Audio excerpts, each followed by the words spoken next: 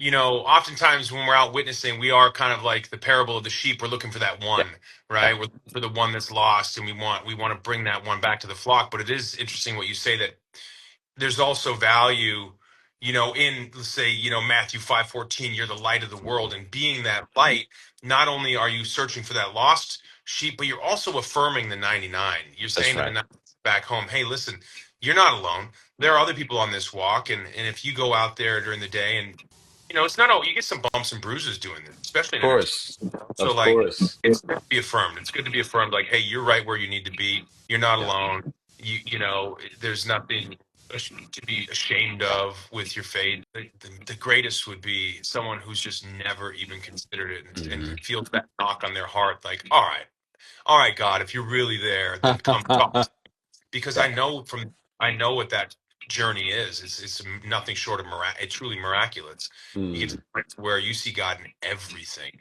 You see signs of God everywhere, going from someone who would, not have any belief in God at all, to somebody who just truly is on fire for God. That's such an amazing journey. I love seeing that, and if I could ever help be part of that, it'd be like the most important thing I've ever done.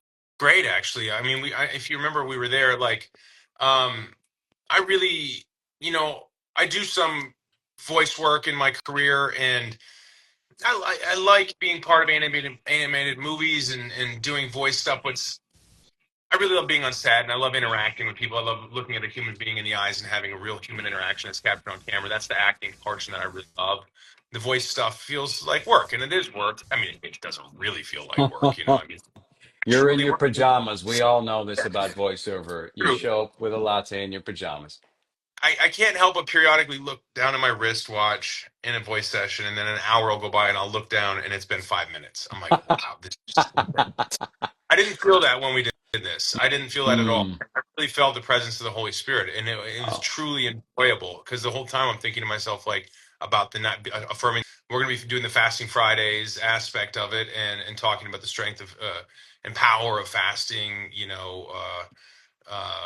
Uh, for the Book of Mark, and some things are only possible through fasting and prayer, and Mm. so the power of prayer is remarkable, and but to amplify it with fasting, that's sort of what we're focusing on, and so I think that's really fascinating to me, because also it's a challenge to me, because I think that I have fasted before, but it's never been with the intent to deepen my connection to God. It's always Mm. been like, A uh, a dietary thing? dietary Yeah, yeah. thing, or just out of vanity. Oh, I really need to, fast for a few days and shed a few pounds. But I think, like, dedicating the fasting to God, and with the intent to bring yourself closer to God, is something I'm really eager to explore. Chris's insights on how faith plays a crucial role in assuring people that you're not alone, and highlighting the important fact that fasting alongside prayer can deepen your connection with God. And now I'm curious about how Chris instills faith as a parent to his children. There's probably a lot we can learn from this, and here it is. I have 4 kids too. And I always say, our greatest responsibility as parents is to raise kids who know and love the Lord. And a lot Mhm. of times we can feel like culture doesn't support us in that. If anything, it's like constantly pressing against us. You're right. It is. It's the world. That's the world, though, right? That's the world. The world. We teach, like, I want to teach my kids to be in it, not of it, when it comes to the world. This is not. This is like, we're in a strange time right now with the way that the world is, and I don't know if I assume it's always been some version of evil, and wrong and worldly, and right now we just have such unfettered access to all of the knowledge in the world. And it says, like, he who increaseth knowledge increaseth sorrow, and our phones tell us everything that's going on, like, it's whisper into our ears. It's like we have an entire generation of young kids who are being raised to be incredibly anxious, and I think the smartphone has been a big part of that. And higher rates of self-harm amongst young girls, and more rates of isolation and depression amongst young boys. Before we move on to the most recent interview where Chris shares his childhood relation with Christ, I would like to mention our recent interviewer, Leah Klett. She's an amazing person, and the original video requires more attention. I'll leave the link to it in the description. Now let's dive back in. Did you grow up going to church, and when did you develop a relationship with Christ? I was baptized Catholic, and we weren't a big church going family. And I had a few different moments through the course of my life where I really felt called to God and gave my heart to Jesus. The most profound was probably around 19 or 20 years old. Number one, breathe. If you don't, you'll suffocate. And I think that there's this narrative that exists out there that Hollywood is anti-Christian or anti-religious, but it's just not the case. They're kind of not anti-anything. You know, they're kind of pro whatever's authentic to you. And I like that, because for me, it's authentic for me to be pro-Christian, pro-Jesus. That's my thing. You know, I like it. He's just asking the kind of questions you ask when you're sort of like early on in your faith journey. You know, I'm curious about God. I don't know if it's real. I think I believe in a higher power, but how do you know it's this? How do you know it's not Buddha? And how do you know? And I was like, do you mind if I pray with you? Wow. And he was like, sure. I said, I can't do it right now because we're surrounded by a ton of people, but before I leave, we're going to pray. And so on the last day, he came up and was like, hey, I just want to say it was so great working with you. I said, we haven't prayed yet. Let's go right now.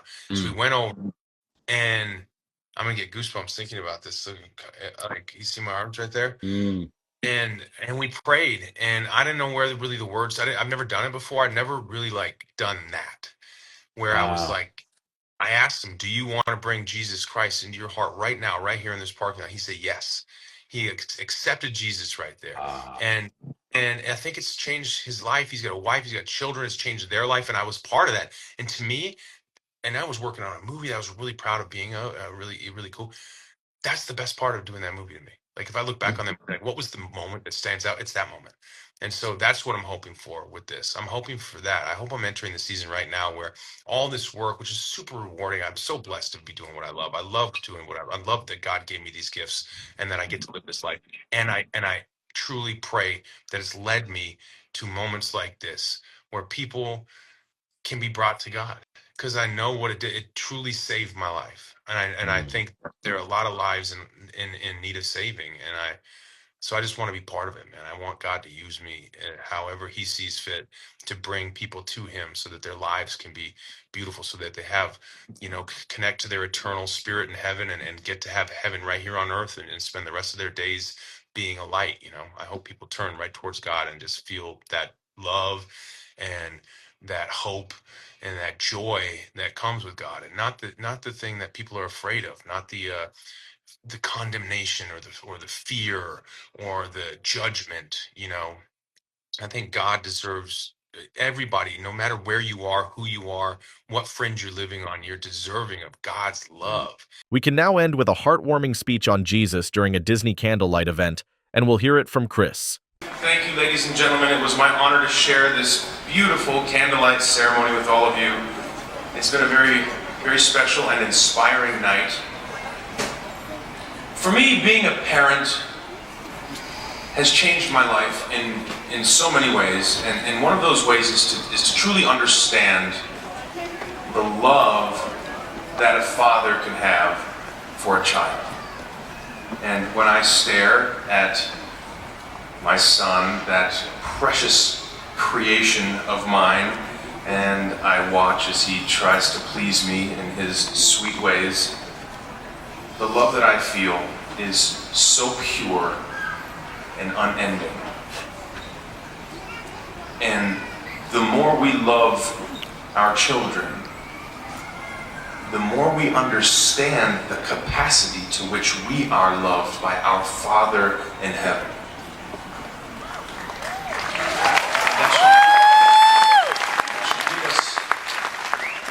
Deal of comfort and hope. Let's embrace every one of our tomorrows with hope and love. And through this holiday spirit, may we continue to spread peace and goodwill throughout the world. Thank you, and Merry Christmas. His unwavering commitment to his beliefs, no matter the career risks or social consequences, has earned him a loyal fan base that values his authenticity and the integrity he brings to the table. Chris Pratt's fearless approach to his faith in Hollywood has sparked both admiration and controversy, reminding us that staying true to your beliefs isn't always easy, especially in the entertainment industry. But his journey is proof that you can succeed while staying authentic and unapologetically you. But the question remains, what do you think about Chris Pratt's bold stand for his faith? Is Hollywood ready for more stars to follow in his footsteps, or is this a one-off moment? And if you found this story intriguing, don't forget to like and subscribe for more updates. You don't want to miss what's coming next.